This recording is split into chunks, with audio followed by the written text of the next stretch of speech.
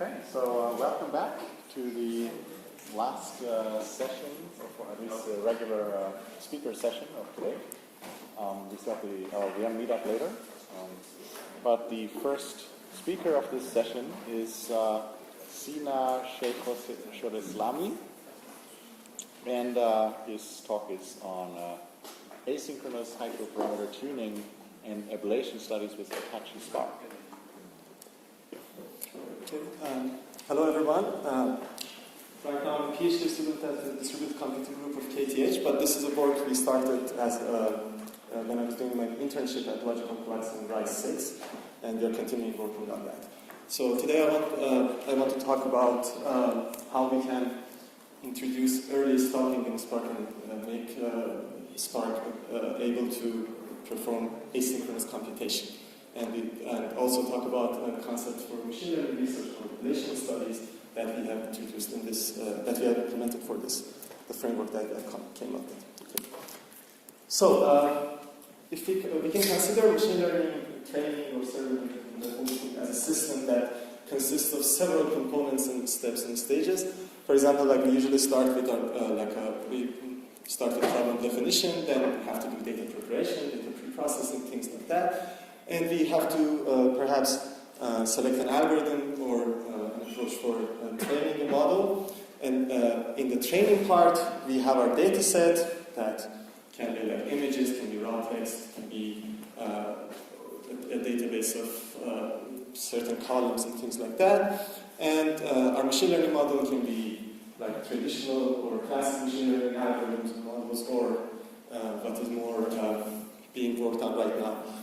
Models based on neural networks and particularly deep neural networks. And we also have like optimizers. And we do this in an iterative way. We train a model using some hyperparameters and some configuration. We evaluate it, or in the training part, we iterate over our data set to several epochs and try to come up with an optimized set of parameters so that we can achieve, for example, in case of classification, good accuracy and things like that. So artificial neural networks are probably all of you are familiar with them, but they are based on the way our brains function. So they consist of an input layer, and then we can have some layers between that have some parameters that our model has to learn. By learning, we mean that it has to come up with the values for those parameters and output something, for example, like in this case, a binary classifier. And if we have more than one layer in between, then we call it a deep neural network.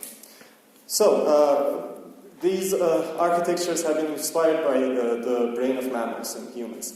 So let's see how we used to study the brain. In early 19th century,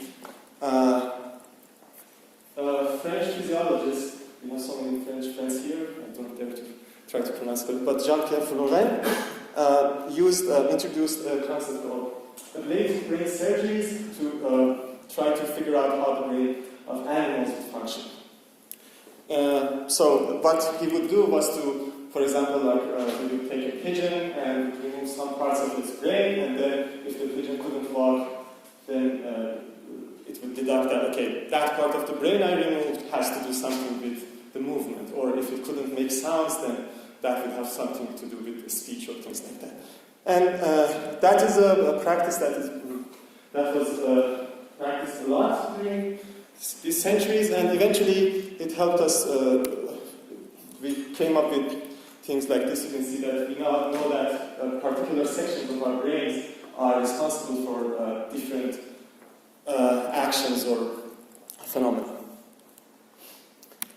So let's see, since architectural neural networks are inspired by human brain, maybe we should also, it would also make sense to do some sort of this ablative studies or ablative brain surgeries on our machine learning systems. So let's see how we can do that. We said that each machine learning system consists of several components. For example, if we zoom into the data set, we might have a data set. This is one of the famous housing data sets that you have it consists of, for example, like you have 4 rows, 3 of them are left. It will, for each house, you would have the number of floors it has, its area, and the number of rooms. And then what you want to do is you want to have a predictor that when you give it a new a specification of a house, it will predict what will be its price. So in this case, our data set consists of like these components. We can consider, for example, each column or feature of the data set as one component. Same thing, if we look into our machine learning model, for example, in particular, models that are based on neural networks, we can see that it consists of several layers. The connections between these layers have different configurations. We have regularization, things like that. And so that is also can be considered as made up of several components. So this has been discussed in the community for quite some time. For example, this is a screenshot from a paper, a tweet that from a paper that includes a section on Ablation Studies. You might have seen papers where they introduce a new architecture or a new method for training a neural network, that sometimes they have a section called Ablation Studies, in which they do the exact same thing. They try different, for example, they remove their contribution and see what happens, and then they apply what they came up with and see, okay, this is the performance or accuracy, and so that can be as a basic step towards deducting that, okay, this contribution was responsible for this sort of gain in performance or accuracy, things like that. But you don't see that a lot.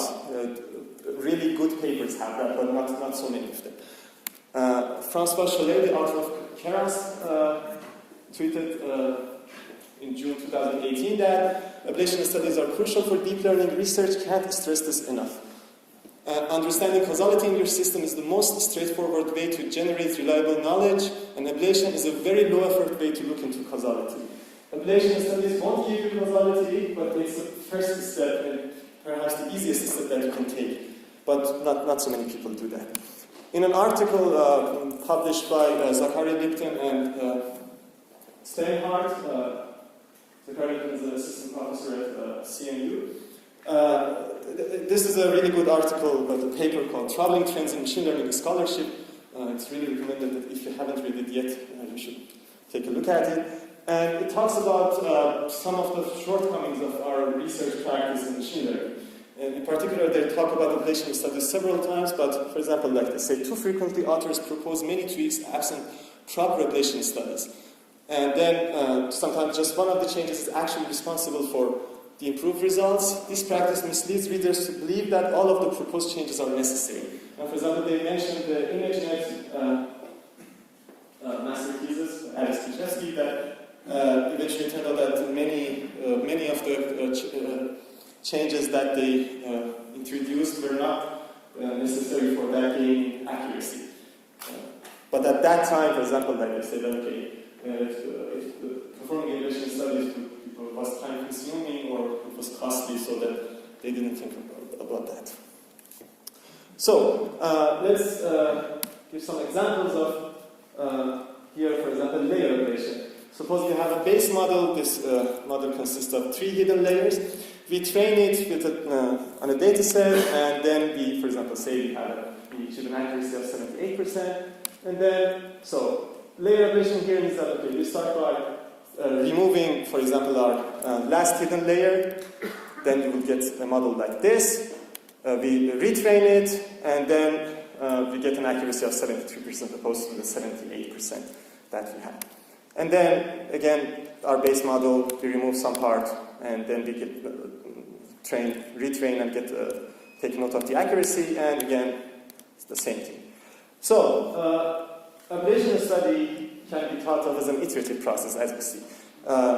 In each trial of our ablation, we try a new dataset configuration or a new model configuration. And we iterate, evaluate, and then we try different set of configurations and things like that. So it's an iterative approach. We have the same thing for hyperparameter tuning, that probably all of you are familiar with, that is also the same thing.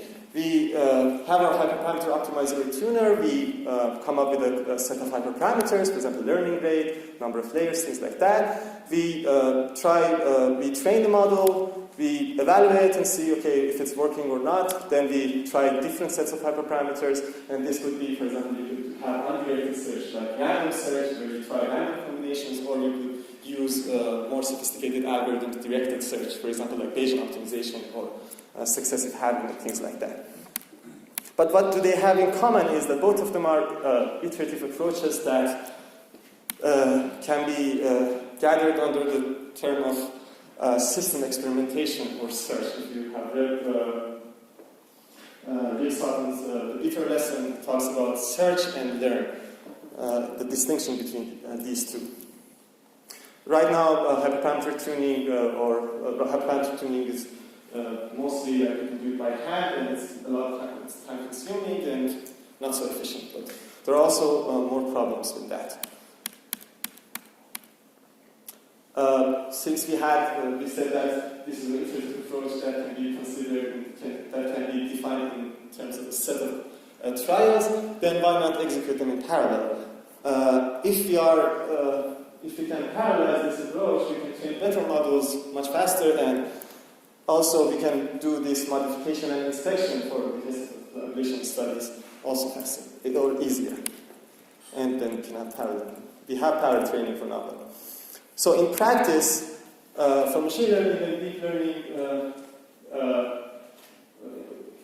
like there's also PyTorch, but also like TensorFlow is the industry standard, and in particular it's Keras API, beginning with TensorFlow 2.0. Keras has been pushed to the forefront of TensorFlow's APIs.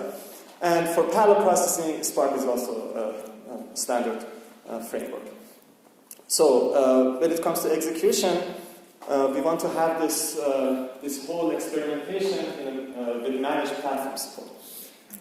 Here comes Hopsworks, an open source platform for data-intensive AI that integrates all these frameworks and platforms that you have to work for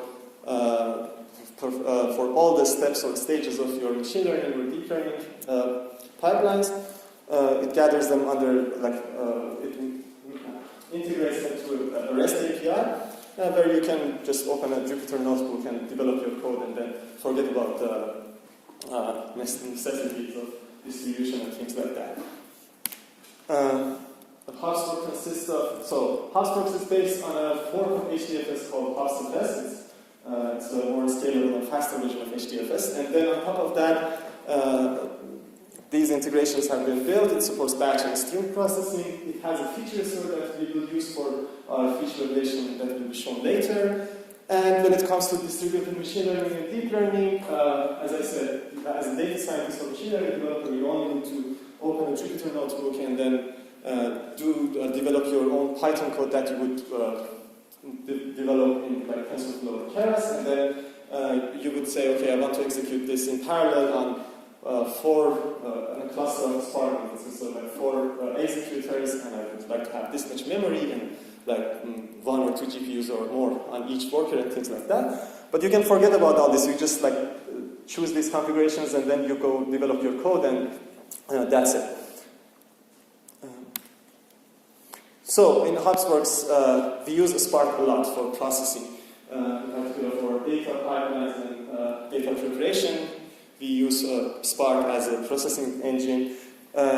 We have a feature store that is a storage for features, as the name suggests, but it also supports dataset versioning, sharing of different sets of features or versions of datasets through among the teams that collaborate within the company and things like that.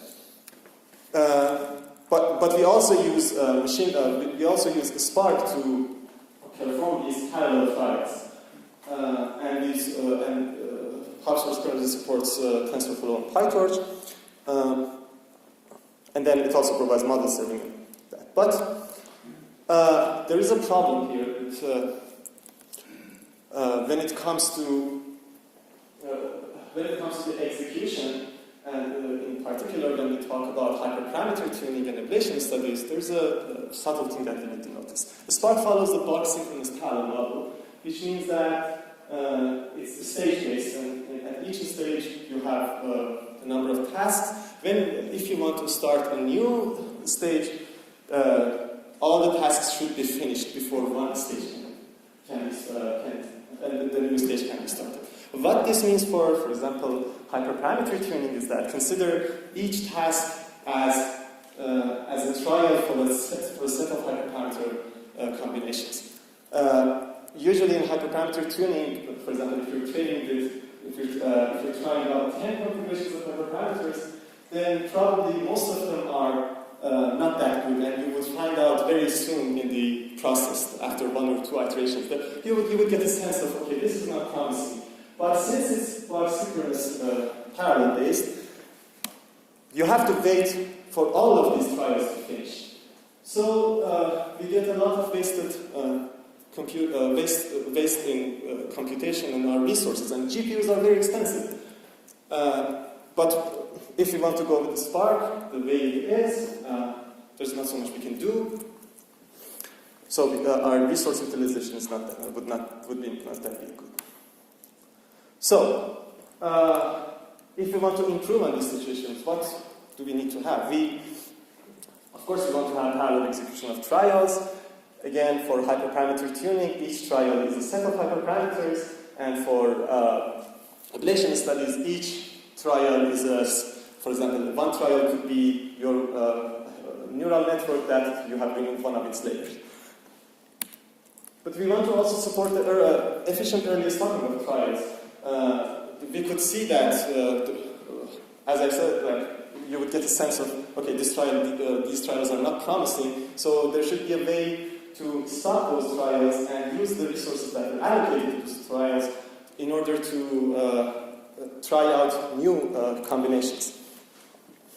And for that, we need to have a global controller for our experiment in such a way that adding or removing these trials would not cause our whole Spark application to fail. And it should also be resilient to stragglers. That is not only the case for like a bad hyperparameter value. Some nodes might, some of the workers in that figure might experience some problems, and again, because it's Spark synchronous based, all the other resources, no matter if they finish or not, they have to wait for that. So we also want to have resilience for stragglers. And it would be much better if we can have a unified or very similar APIs for these two types of tasks, for hyperparameter tuning and ablation studies. And also provides support for other developers to come up with their own, to implement their own algorithms and policies. So, we have introduced Maggy, which is an open source framework for asynchronous computation on top of Apache Spark. Right now it has two APIs, two high-level APIs for hyperparameter tuning and ablation studies, but basically you can do any sort of asynchronous computation, black box optimization, anything. As long as you have a function that returns a value, you can use Maggy for that, for executing that in an asynchronous way. The key idea is that instead of having one task per each configuration of a trial, for example, for each set of hyperparameters, we have on each executor will maintain only one task. A long-running task that communicates with the driver to an RPC-based framework, and then once we want to initiate a new trial, we reinitialize that task. And that case, this barrier will go away. And we can provide support for early stopping and things like that. This is a high-level view of our architecture. What matters here the most is that this part is the global controller. This controller consists of a tuner or regulator based on what you want to do, and it also has a component for early stopping check. This makes more sense for hyperparameter tuning. But early stopping checker will implement early stopping group, for example, median early stopping group, which will check for trials to see if they perform by a certain time in the experiment, if they perform better than the median of the other trials, so that it decides whether it should stop it or not. And as I said, we have long-running tasks in our executors, which we implemented in form of a while loop, and they communicate with the driver through an RPC-based framework. You can specify the intervals that you would want to send intermediate metrics to the driver for the global for the early stopping check. For example, you can say, okay, I want each executor to send the metrics it has so far every 5 seconds. It gives you the flexibility to do that. And of course, since these work in parallel and in a distributed way, you need to have a distributed file system. Thus, we use Hopsworks, but you can also use HDFS. It's not bound to that. Okay. Now let's talk a bit more about Ablation and how we implemented it on Maggy. Okay.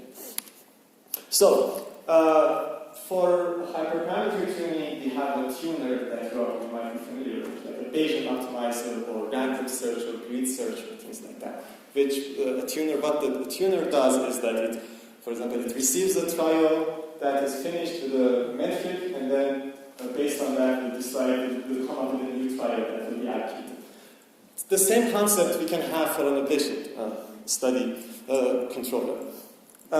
We implement this in terms of ablators, and each ablator implements an ablation policy. The most basic policy is LOCO, we call it, leave one component out. It will generate one trial for each component of your system that you have specified for your ablation study. This LOCO is basically an implementation of that tuner ablator that we have there. We currently provide support for feature ablation of the dataset and layer ablation for models that are developed for TensorFlow's Keras sequential API. But basically, it can be extended to support much more sophisticated trials. Let's see what we mean by feature ablation again. We use the feature store, as I said, to access the dataset metadata, for example, retrieve the list of features and things like that. And the feature store provides services so that you can create, for example, datasets based that are in the format of TF record. And what we do is, when I get to the user API demonstration, you will see, but what we basically return for each trial are 1 or 2 callables that will be called or executed on that task that is running on the executor. For the feature ablation, the callables that will be generated will create and return a dataset with a specific configuration. For example, a dataset that doesn't have one of the features that you specify. For example, if you have this dataset consisting of these 4 columns, with Christ being the label, one feature ablation trial will mean that, you remove that, and you get this. So the callable that you will get for this trial will return a dataset that has only 2 columns as the training features. The same way goes for layer ablation. You have to define a base model function, and you have to sort of specify which layers you want to include. You do that by providing them their names, but we will get to that. And then the ablator will generate, again, Python callables that return modified models. This is the best practice that Keras and TensorFlow promote, that you should define your model trees in the first API. You should define your models in a function that returns a model. And we use the model configuration to find and remove the layers. And in LOCO, it removes 1 layer at a time, or 1 layer group at a time. If you want to remove a group of layers together at the same time, or a block of layers, then you can also specify that. Again, the example we had before, 1 layer ablation trial callable we would get for our model would be returning this model, for example. Now let's talk about the Ablation user and developer API. We have an example notebook available that explains these concepts in more detail. We'll get to that later. So, what you basically need to do is to open a Jupyter notebook, and then you define an Ablation study instance, you specify the name of the dataset you have, and you also specify the label name, and then you start including the layers or features that you want to have. For example, for including features, you say features that include, and you provide the names of the features. This example is based on the Titanic dataset, for example. So for now, I have included two features in the Ablation study. So I will get 3 trials up to now. One would be the base trial with everything, and then one trial would be excluding P-class and one excluding fair. And then here comes, like, this is the same code that should be familiar to anyone who has worked with Keras. This is pure Keras code. You just define it in terms of a function. As you see, it returns a model, but then what you need to do is you need to tag that layer that you want to ablate. By that, you have to provide the name of the layer. In Keras, this parameter, if you don't provide a name for a layer, it will be the name will be prefixed. For example, like if you add a dense layer without any names, based on what was the number of that order of that layer in your model, that would get, for example, dense underline 2, 3, something like that. But you can also provide your own names. And then you have to pass that to your Ablation Study instance. Then you can include layers or layer groups. You can also include layers by prefix. For very large models, sometimes you write for loops that add layers or groups of layers. And usually, if you see the codes, then you have like a prefix for that name. You can also do that using the prefix parameter. And then here comes the code you would develop if you weren't using Maggy. This is a TensorFlow Keras code again. What you need to do is just to wrap it as a function. You can call it anything, but like, let's say you call it training function, training on an fn. It receives 2 parameters. These two are the callables that I talked about. One is a dataset function, and the other is the model function. The only difference, the only change you need to make to your code here is that instead of defining your model within this code, you need to call that model function. And that will be given to the executor by the ablator. But it's based on the code that you defined, the base model generator that you defined earlier. And then you can see that you return a value that can be accuracy or anything.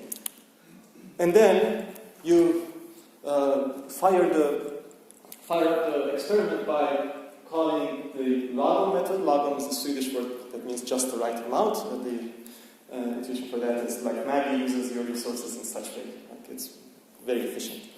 And you need to provide a training function to that. And this is what will be sent to your Spark executors. You need to provide, if you're doing, for example, ablation, you need to provide the experiment type parameter, or if you're doing optimization, you write optimization. Then, based on what type of experiment you have, you need to provide some parameters.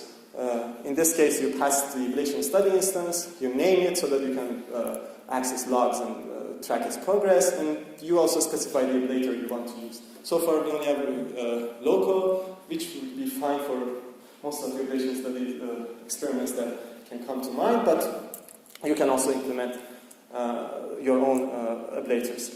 What you would get in the end, in the same Jupyter Note cell, is the result in terms of what is the best configuration and what is the worst configuration, also the average metric, and how long did it take, and things like that. So in this case, the worst configuration didn't have the dense layers. But as you see, like it only runs for 5 epochs. So. But this is just to demonstrate. Okay, so let's talk about its developer API. The ablators implement the abstract ablator class. It basically has 3 important methods. Get number of trials. For ablation studies, for example, for LOCO, before starting your experiment, you would know how many trials you will have. Remember when I was talking about feature ablation, I said, so far we have 3, we would get 3 trials. But also you can have dynamic, for example, like ablators that will get close to sort of like neural architecture, session, and things like that. So to support these can be extended. And then you can also define your own dataset generators and own model generators. For example, like you might want to facilitate the TensorFlow's new autograph API or things like that to perform much more sophisticated trials. And again, for policy implementation, you have an initialize method that will do the things you first need to do. For example, for LOCO, you can generate all the trials before the experiment. And then the get trial method can receive an ablation trial that is already finished, and you can return more trials, things like that. As we said, we try to have a unified API, so this is how the hyperparameter tuning looks like. You can see that it looks very similar. Instead of Ablation Study, we have search space and things like that. And again, our hyperparameter tuning has a developer API that is very close to Ablator. As I said, Ablators and tuners are like much the same. So, okay, Maggy is open source. You can find its code in GitHub. Show us some love by giving us some stars. And we have API documentation for both user API and developer API. And the next steps would be, of course, more Ablators. TensorFlow 2.0 is released, and there are some exciting new additions to that. So we want to see if we can take use of those. More tuners. We have asynchronous successive halving now implemented, but other asynchronous tuners, or also like synchronous tuners, for example, like Bayesian optimization, but with some modifications. That is in process. And support for more frameworks. As I said, as long as you have a function that returns something, you can use Maggy. But we have managed support for TensorFlow, support for PyTorch is being added, and will be coming soon. So thank you so much. You can check this example notebook that explains the concepts in more detail. This has been a teamwork. In particular, I would like to thank Moritz and Jim that we did the work together. And they just finished presenting at the Spark Summit like 30 minutes ago. So thank you so much, and I would be happy to take the questions.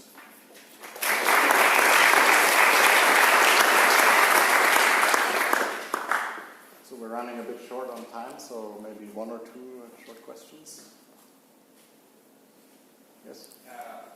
What is the main goal behind Ablation Studies? Is it avoiding overfitting or interoperability? Or?